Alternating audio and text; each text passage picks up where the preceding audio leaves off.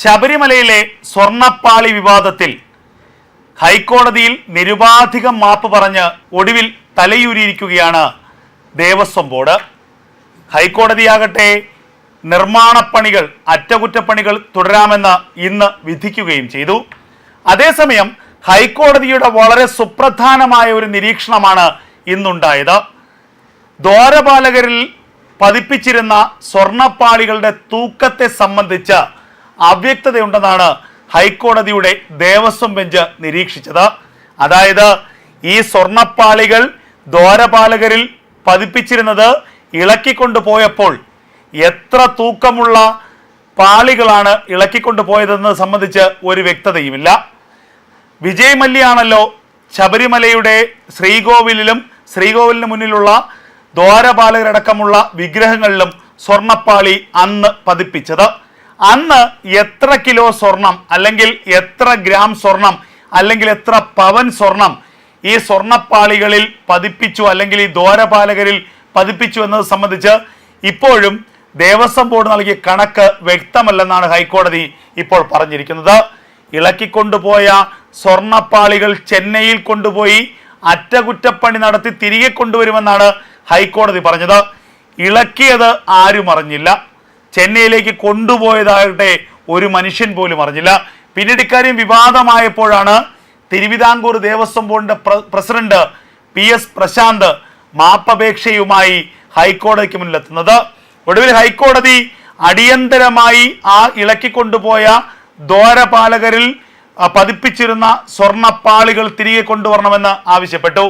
ഇപ്പോൾ ഇതാ ഹൈക്കോടതിയിൽ നിരുപാധികം മാപ്പപേക്ഷ പറഞ്ഞുകൊണ്ട് താണുകേണ് കാലിൽ വീണ് അപേക്ഷിക്കുകയാണ് ദേവസ്വം ബോർഡ് ചെയ്തിരിക്കുന്നത്. ചെന്നൈയിലേക്ക് കൊണ്ടുപോയ ആ സ്വർണ്ണപ്പാളികൾ അറ്റകുറ്റപ്പണി നടത്തിക്കൊണ്ടിരിക്കുകയാണ്. അതുകൊണ്ട് തന്നെ അടിയന്തരമായി അവ തിരികെ കൊണ്ടുവരാൻ കഴിയില്ല, സാധിക്കുകയില്ല. അതുകൊണ്ട് ക്ഷമിക്കണം, ഞങ്ങൾ തിരികെ ഉടനെത്തിക്കാം. അപ്പോഴാണ് കേരള ഹൈക്കോടതി ഏറ്റവും സുപ്രധാനമായൊരു നിരീക്ഷണം നടത്തിയത്.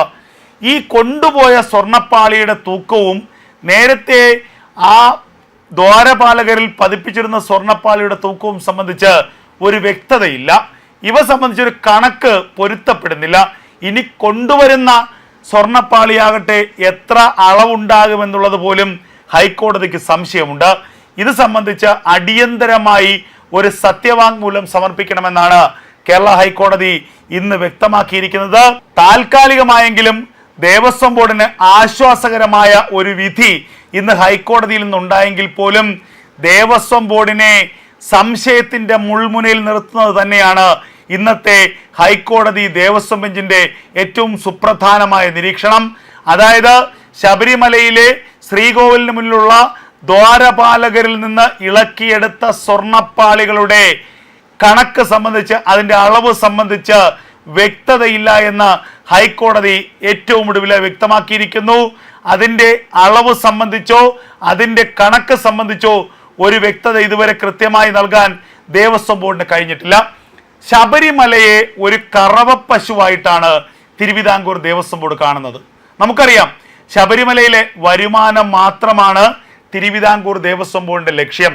ശബരിമലയിൽ 2019 മുതൽ നടക്കുന്ന ആചാര ലംഘനങ്ങൾ കേവലം ഒരു സുപ്രീം കോടതി വിധിയുടെ പശ്ചാത്തലത്തിൽ, അതിന്റെ മറവിൽ ശബരിമലയിലെ സ്ത്രീ പ്രവേശവുമായി ബന്ധപ്പെട്ട് നടത്തിയ കോലാഹലങ്ങൾ, ശബരിമലയിലെ ആചാരങ്ങളെ നഗ്നമായി ലംഘിക്കാൻ ഈ സർക്കാർ, പിണറായി സർക്കാർ നടത്തിയ ശ്രമങ്ങൾ, ഒടുവിൽ പോലീസിന്റെ അകമ്പടിയോടുകൂടി 2 സ്ത്രീകളെ, 2 പുരോഗമനവാദികളെന്ന് സ്വയം ചമയുന്ന 2 പേരെ രാത്രിയുടെ മറവിൽ, ഇരുട്ടിന്റെ മറവിൽ ശബരിമല സന്നിധാനത്തേക്ക് പ്രവേശിപ്പിച്ച അയ്യപ്പ കോപം വരുത്തി വയ്ക്കുന്നതിന് വരെ ഈ സർക്കാർ ഇടയാക്കി.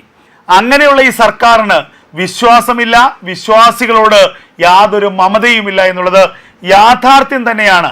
എന്നിട്ടും ഈ ശബരിമലയിലെ വരുമാനത്തിൽ മാത്രം കണ്ണു നട്ടുകൊണ്ട്, ശബരിമലയിൽ നിന്ന് കിട്ടുന്ന പണത്തിൽ മാത്രം കണ്ണു നട്ടുകൊണ്ട് ആ ശബരിമല എന്ന് പറയുന്ന ആ പുണ്യ പൂങ്കാവനത്തെ നടത്തിക്കാനുള്ള ശ്രമമാണ് ഈ സർക്കാർ നടത്തുന്നത്. നമുക്കറിയാം, എത്രയോ വിവാദപരമായിട്ടുള്ള തീരുമാനങ്ങൾ വന്നു.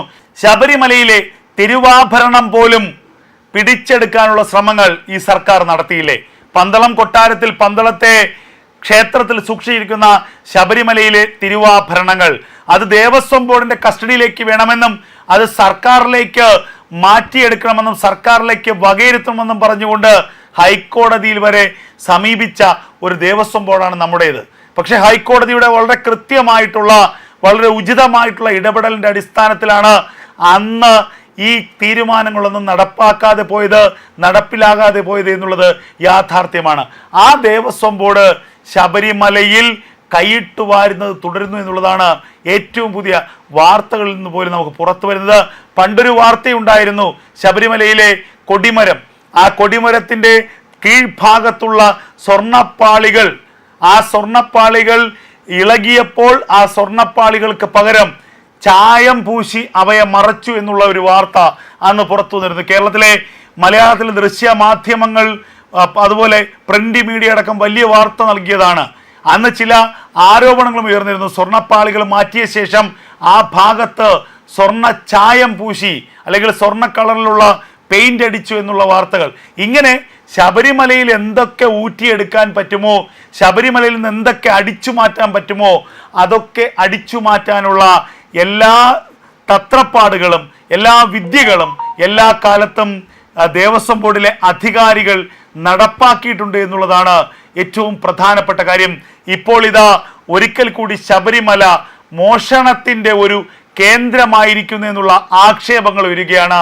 ശബരിമലയിലെ ശ്രീകോവിലിലെ ദ്വാരപാലകരിൽ പൊതിഞ്ഞിരുന്ന സ്വർണപ്പാളികൾ ആരുമറിയാതെ ഇളക്കി അറ്റകുറ്റപ്പണികൾക്കായി ചെന്നൈയിലേക്ക് കൊണ്ടുപോയി. പിന്നീട് ഇത് വിവാദമായപ്പോൾ ഹൈക്കോടതി ഇടപെട്ടു. ഹൈക്കോടതി അവ തിരികെ കൊണ്ടുവരാൻ പറഞ്ഞു. ഒടുവിൽ ദേവസ്വം ബോർഡ് അവിടെ സാഷ്ടാംഗം ക്ഷമ പറഞ്ഞുകൊണ്ട് മാപ്പിരുന്നുകൊണ്ട് അപേക്ഷ നൽകി. ഒടുവിൽ ആ അപേക്ഷയിന്മേൽ ഹൈക്കോടതി വ്യക്തമായൊരു നിലപാട് സ്വീകരിച്ചിരിക്കുന്നു. അവിടെയും ഹൈക്കോടതി ദേവസ്വം ബോർഡിനെ സംശയത്തിന്റെ നിഴലിൽ നിർത്തിയിരിക്കുന്നു. ഇളക്കിയെടുത്ത സ്വർണം സംബന്ധിച്ചോ പൂശിയ സ്വർണം സംബന്ധിച്ചോ ഒരു വ്യക്തതയില്ല, കണക്കിൽ വ്യക്തതയില്ല എന്ന് ഹൈക്കോടതി ഒരിക്കൽ കൂടി വ്യക്തമാക്കി.